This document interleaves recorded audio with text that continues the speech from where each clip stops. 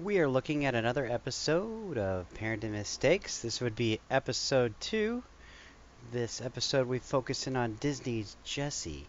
Um, Again, kind of an interesting episode. Hope that you enjoy it. We recorded this episode on, let's see here, looking at the date, June 22nd, 2015. Please enjoy the show.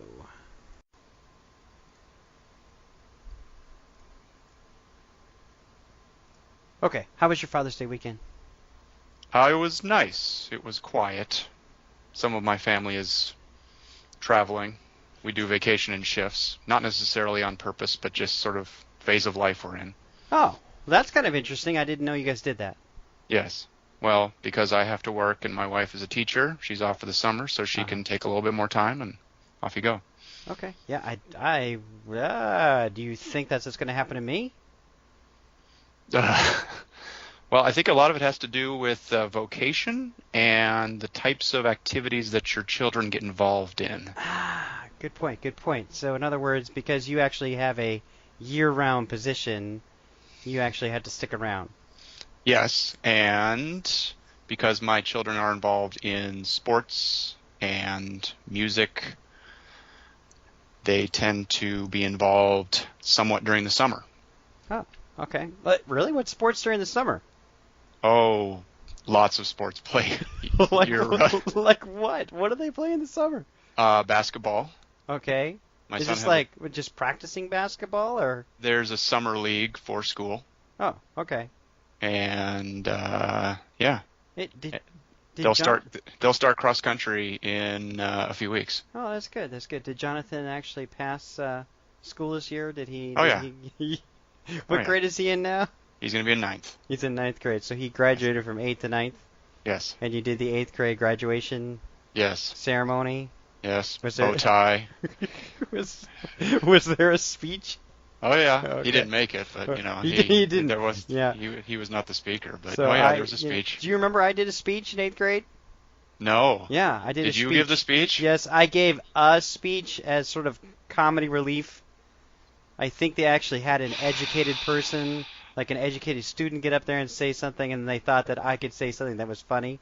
Okay. Right? So, but the reality is my dad wrote that speech, and it turned out not to be very funny. Because I couldn't figure out how to write the speech. Anyway. Yeah, not funny.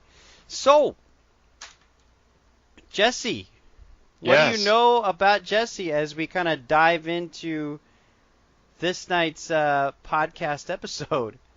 All right. So my usual extensive research on Jessie. I know a little bit more about Jessie. We talked about Phineas and Ferb last time. Right.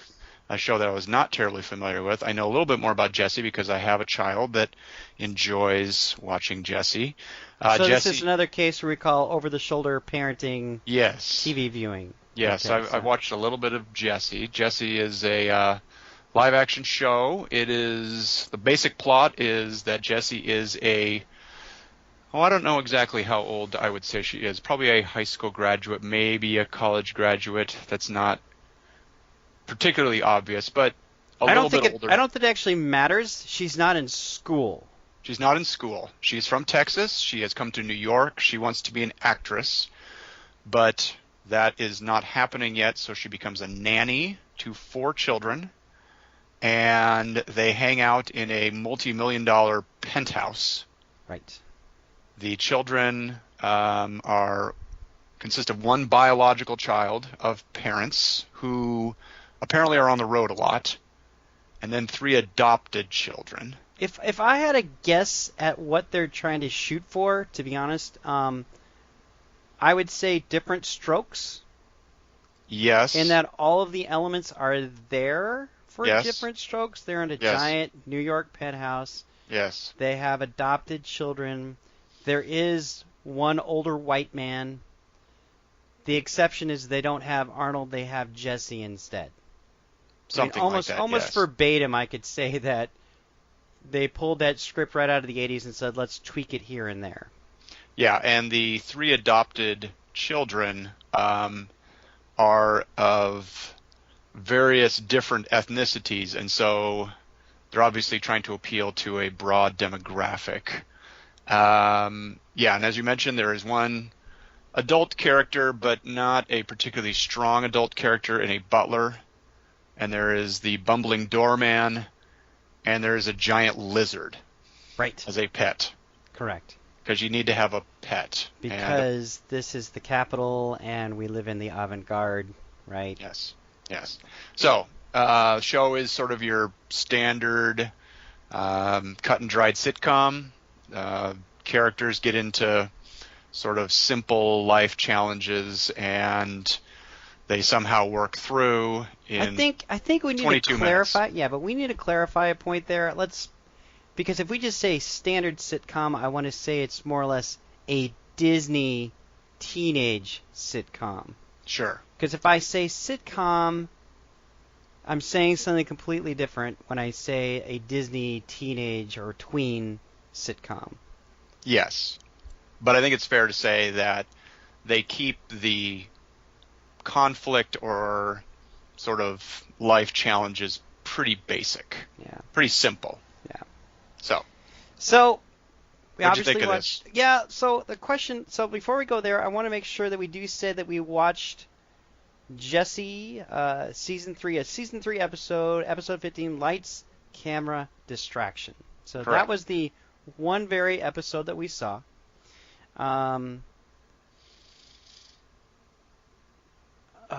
Initial positives. So, yeah, you have to bear with me because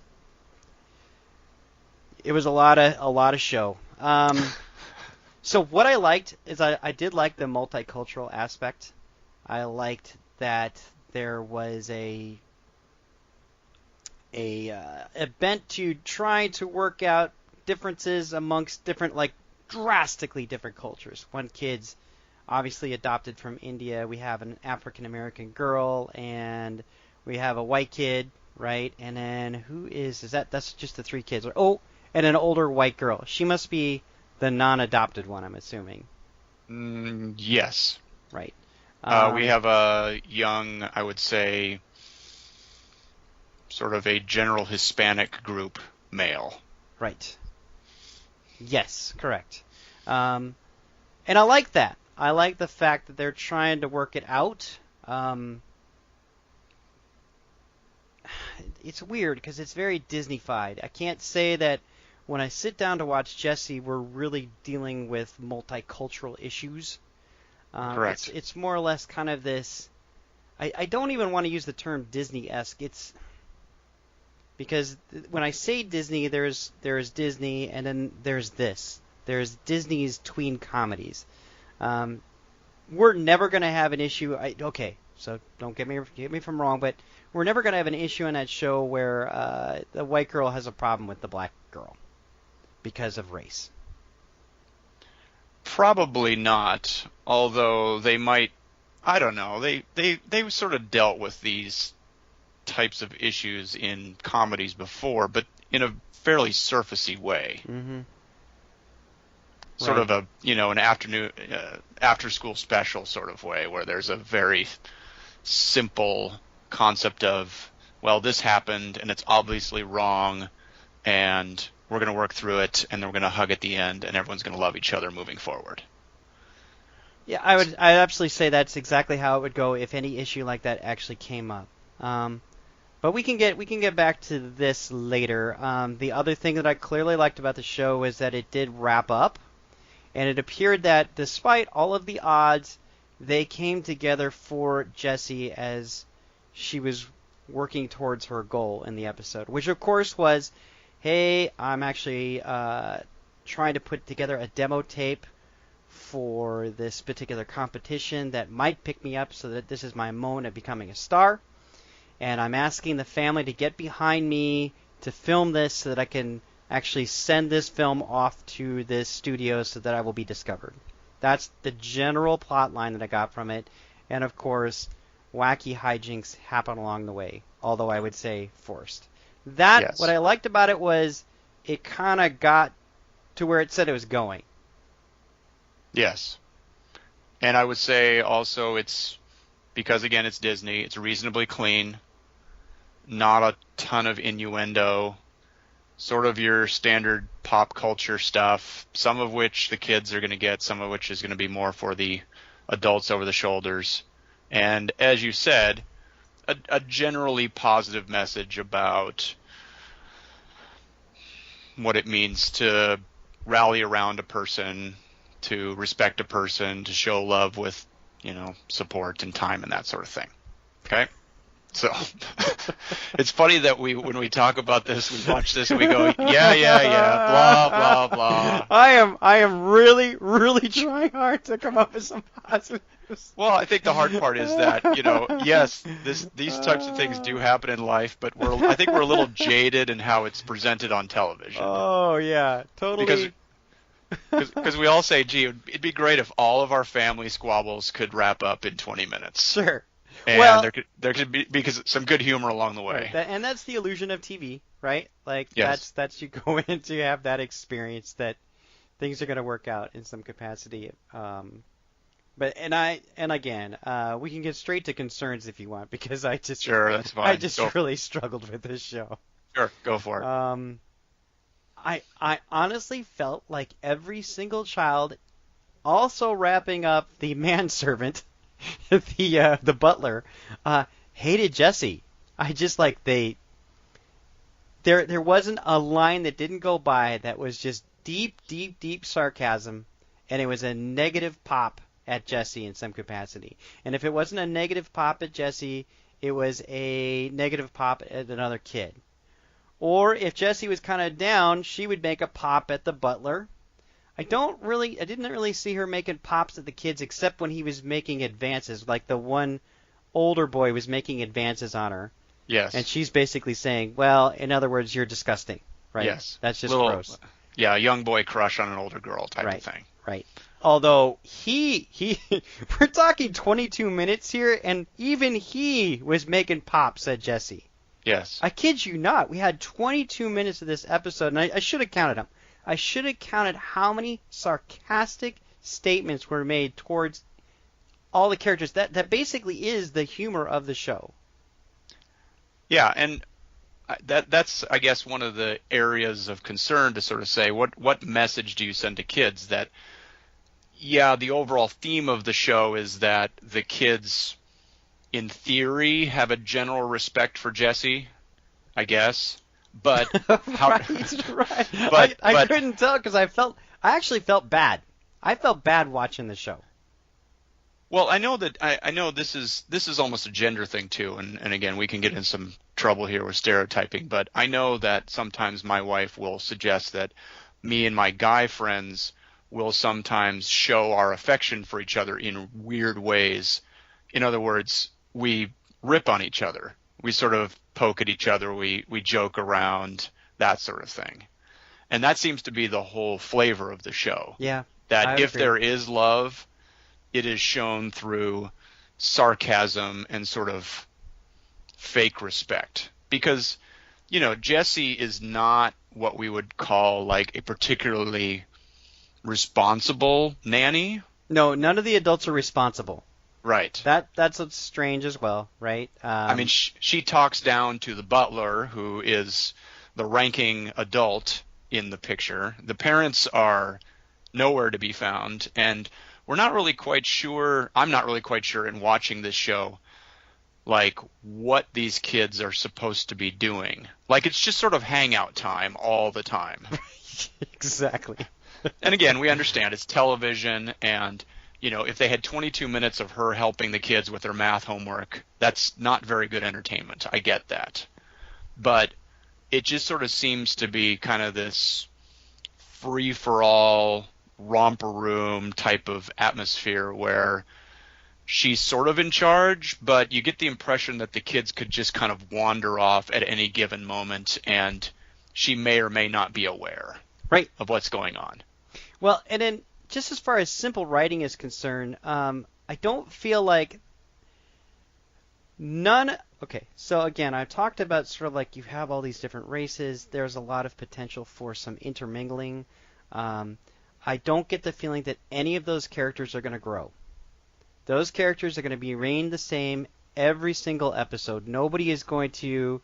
There's not going to be any sort of cross understanding of each other. It's sort of like each child, and this is it. Each child is an independent island among himself, right? Correct. I am this stereotype. This is who I am. I'm not going to change who I am because my role is to just go up snappy lines. In fact, there was actually a sequence in the show where all four kids talked in a row, and you could just see they were hitting their cues, right? Yes. I saw this. Yes, I saw this too. And then you did this. I love you, Jessie. Right? It was clearly like 1, 2, 3, 4. Off it goes. Well, and what keeps them all sort of in a box is sort of the upper class atmosphere. Right. Like they're in this, this apartment, unlimited resources, cute matching outfits, no lack for anything, and that sort of, you assume, is going to kind of keep all of their sort of cultural differences sort of on the same wavelength, because they're sort of unified by this, sort of, mythical lifestyle. Right. It's very kind of Huxtable in some ways, from the Cosby Show, where it's just very comfortable, which is fine. I mean, that's how some people live.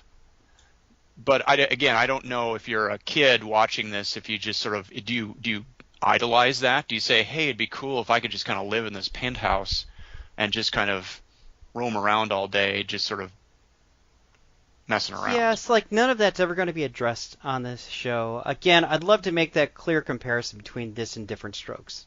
I mean, Willis, clearly, you watch any episode with Willis, and he is identified as a person that is in the struggle. I don't know if I should be in this white man's rich penthouse. I Right. should go back to the streets, or I'm a part of the streets, or I might lose my cultural identity by being in this house. Correct. And that's what makes, first of all, there's some buffoonishness to Willis that we all love, right? Yes. Funny old Willis. But at the same time, there's something very enduring about that character because of his struggle, because of what's happening on him, and he's basically also pulling Arnold. Arnold is like, I basically I want to embrace the rich life, but I've got this brother who doesn't, which puts all sorts of pressure on Arnold and actually ends up being really funny until you get to about season 3 and you can't stand it anymore. This is not that. And again, I think we're robbed of potential.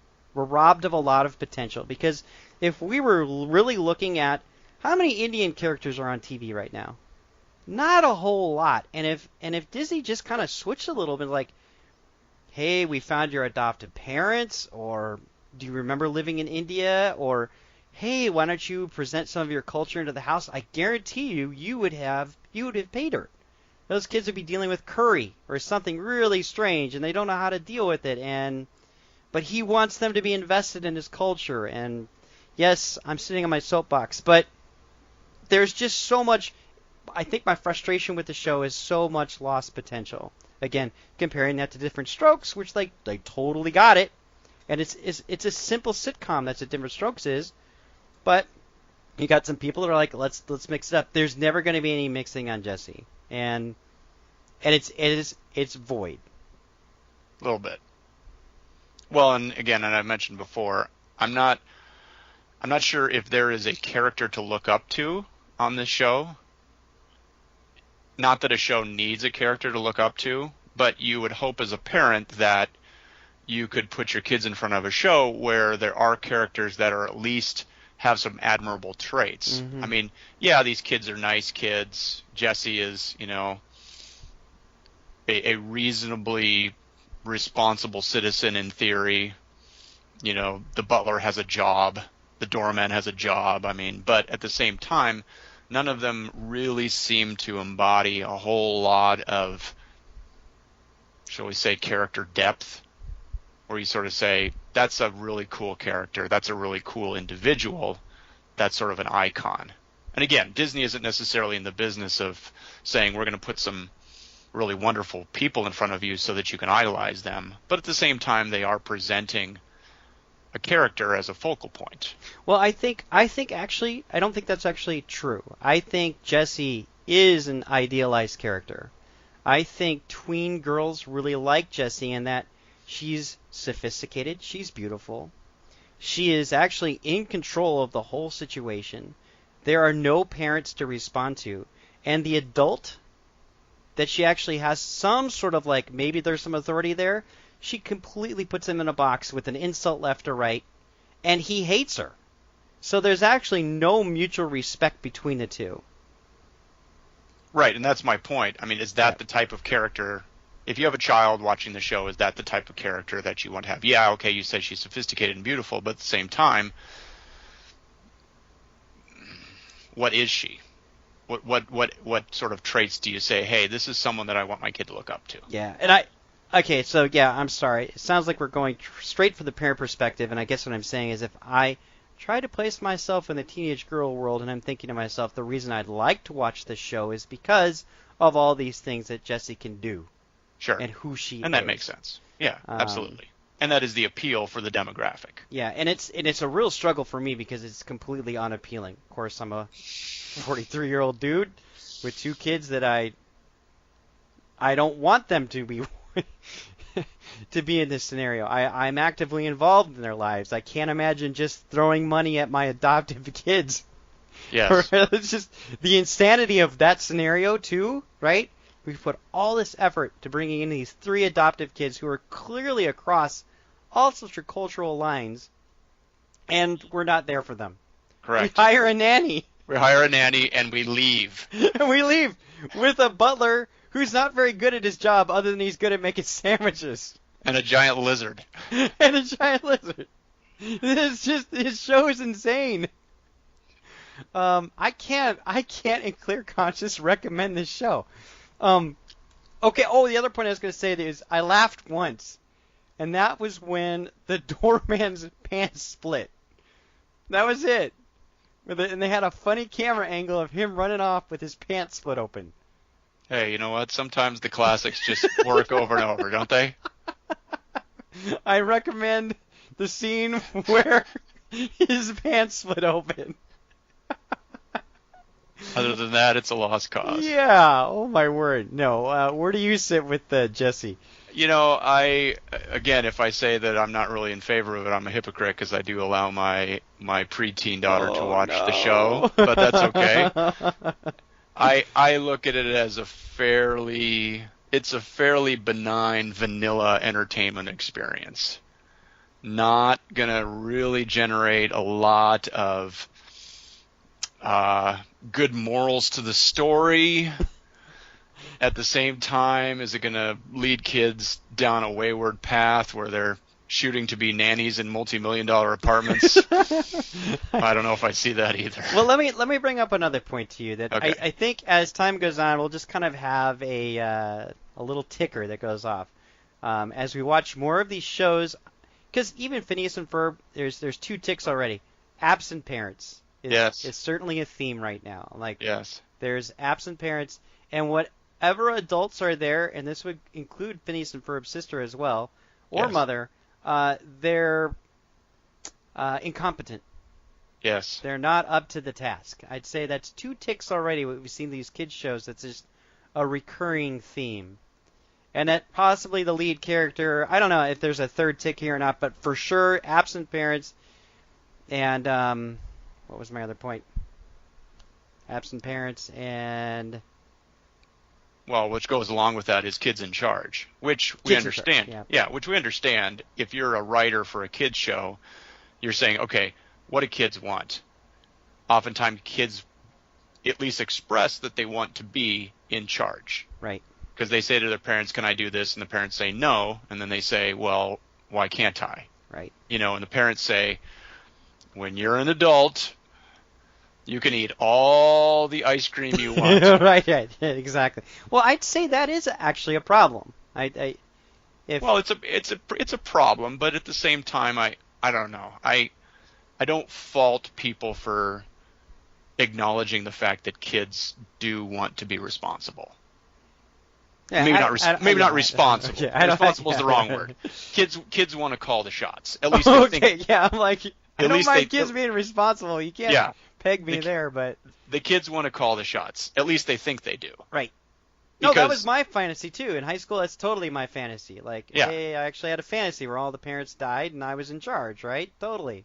yeah. So I mean, we understand where this sort of mindset comes from, and it's not necessarily a bad mindset. I mean, as kids grow up, we do want them to embrace, the Independence. independence. Now again, there's a fine line to walk there as parents, how much independence we give them, what chances we give them to make mistakes, how many choices they're allowed to make on their own, all that kind of good stuff.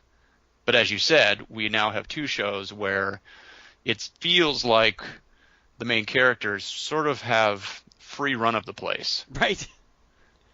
Like No, they do. I'm sorry, Yeah, they we totally do. do. Right? Yeah, we I mean, here, let's bring up another question. Who pays for all this? Right? Like, Well, it's no, I'm saying like in the show itself. Like, yeah, how does money? Like, what is the economy? At least, right? Like, it's another theme that's kind of in there too. Like, the message there is Jessie can pretty much do whatever she wants, but there's right, never a moment that Jessie has to go down to Target or whatever store or right, and pick up whatever she needs. There's no process there. right, right. They have a nice place. They have nice clothes.